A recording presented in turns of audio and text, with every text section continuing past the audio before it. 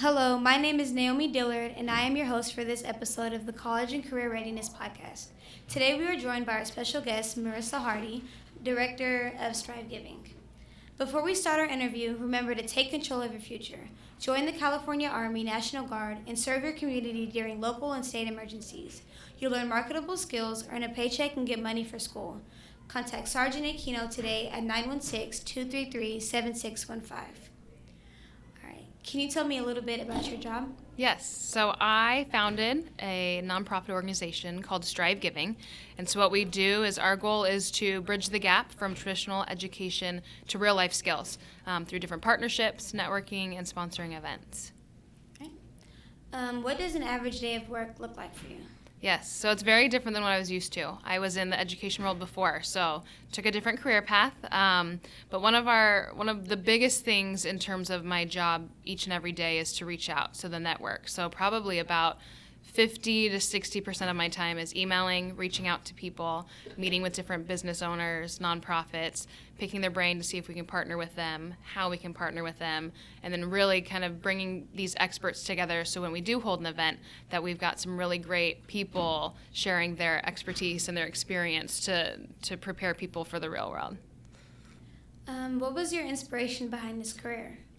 So originally I was in education. So I just finished up being assistant principal in Stockton for 2 years. I was a teacher and a coach in Rockland. So I really was able to experience some very diverse populations and realize that in both communities that there was a gap between what you're learning in school and getting ready for the real world. So thinking about financial literacy or taxes or interview skills, there's a lot of things that once you hit the real world are kind of intimidating if you don't have a little bit of skill or knowledge or experience with it. So I wanted to help bridge that gap for middle school and high schoolers so when they go to college or when they get a career that they feel prepared for that.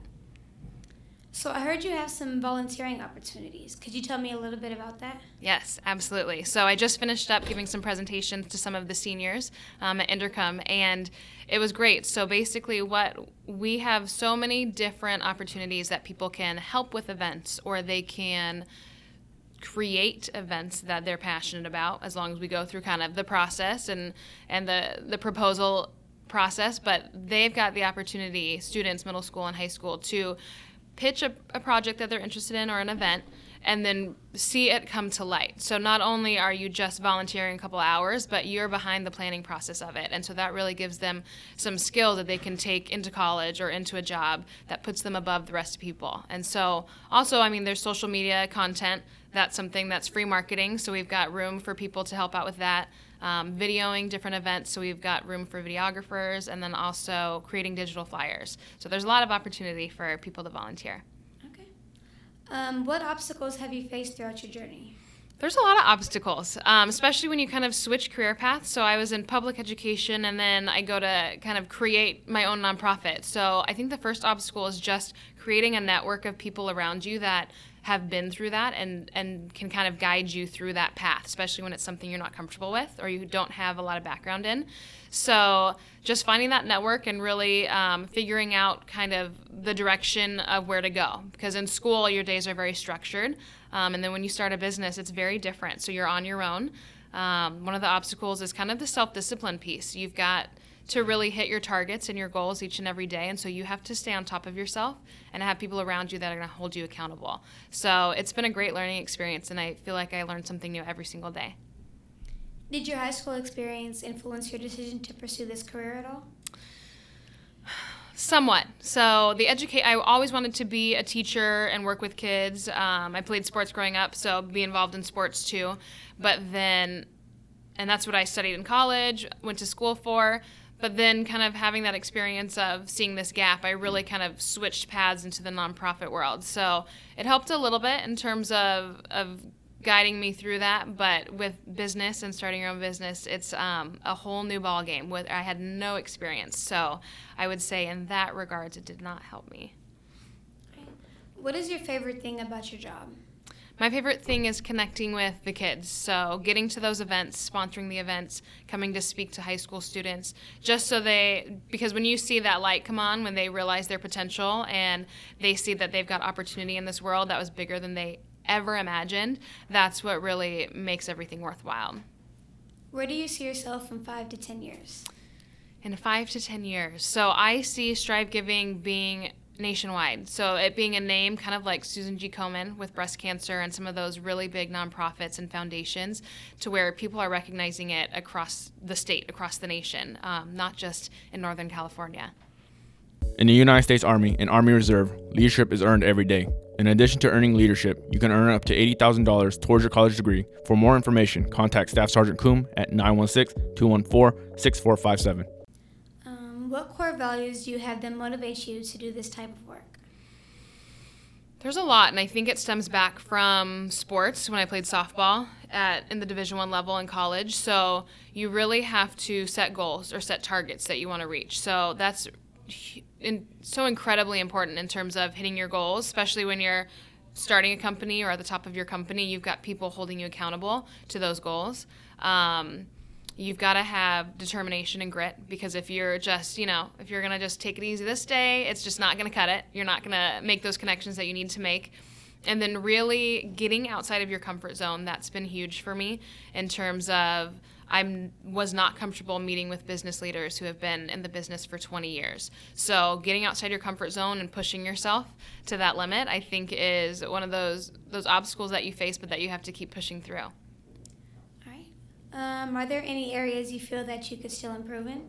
Absolutely. Always. So each and every day I feel like I'm continuing to improve my communication skills. I mean, even just today with the presentations, I felt like my 5th and 6th period presentations were better than my 1st and 2nd. So communication skills are huge. And then really pitching your product, I think, every day, whether it's an idea or a product, or even if you're pitching yourself. That is something that I think I can improve on every day, and I think that really everyone could be working on throughout their entire life, because life changes and you've got to re-pitch yourself. So big on the communication, and that's something that I will forever work on. Where did you get your undergraduate degree? So I actually went to East Tennessee State University. So it was in Johnson City, Tennessee, about 4 hours from Nashville, and I played Division I softball there. So that's kind of what brought me out there from California. What is the best way to enter this occupation? I would say first you have to have a passion for it. You have to have a passion for helping people or giving back or really finding a problem that you want to solve. And then it's really about kind of doing your research and tapping into organizations that are already there.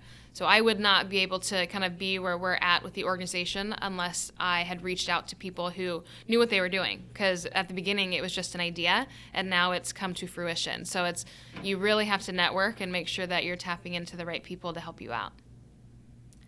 What are some major job roles involved with your line of work?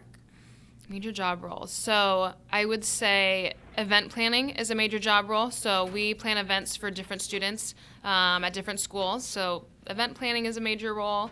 Fundraising is huge for nonprofits. So really trying to figure out how you're going to bring funds in, grants or different events that you host.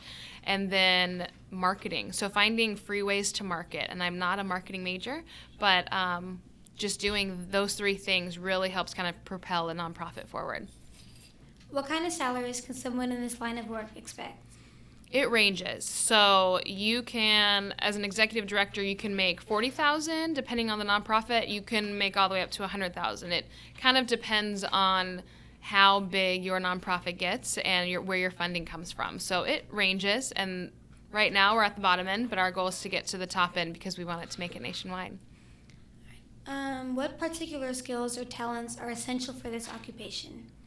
You really have to have great communication skills. So you have to be able to organize your thoughts, get them from paper out into talking to people. You have to be able to present yourself, whether it's to a business leader, to another nonprofit leader, to the kids that you're working with. So communication skills are huge. Time management is really huge. You have to make sure that you're balancing your day with those activities that are going to make money for you. So they're called like the income-based activities. You've got to make sure that you're reaching out to different funding opportunities. And then the marketing is really big, just to get your name out there. So social media is a new experience for me, and that's something that is really huge in this world of technology, to get your name out there, especially when you're working with the youth. All right. Well, thank you so much for talking with us today. Get the skills to be a beauty professional. We offer hands-on training alongside creative artists and industry leaders in a fully equipped modern salon through our cosmetology, barbering, and aesthetics program. Call 916-418-7223 or visit federico.edu and start your new career today.